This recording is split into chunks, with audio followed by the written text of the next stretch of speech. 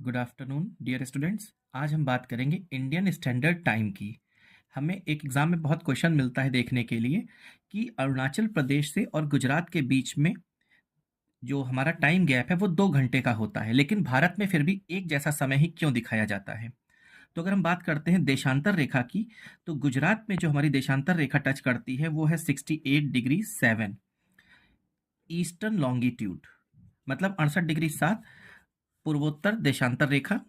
और जो अरुणाचल प्रदेश में टच करती है वो है 97 डिग्री 25 ईस्टर्न लॉन्गिट्यूड, 97 डिग्री 25 पूर्वी देशांतर रेखा। तो अगर हम इस दोनों देशांतर रेखा के बीच की बात करें तो इन दोनों देशांतर रेखा के बीच में लगभग 30 डिग्री लॉन्गिट्यूड का गैप आता है।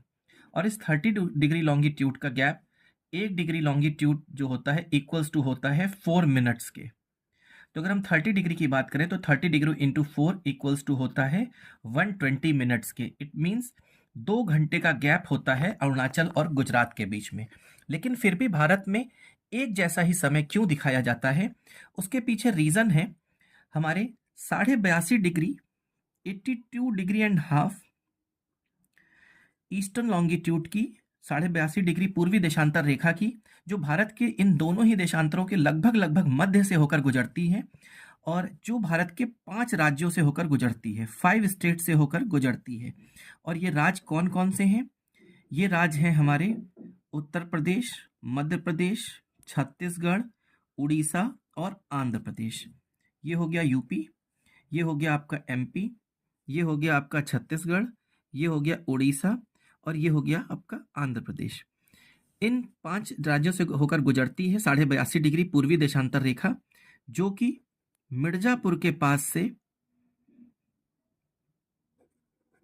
ली गई है।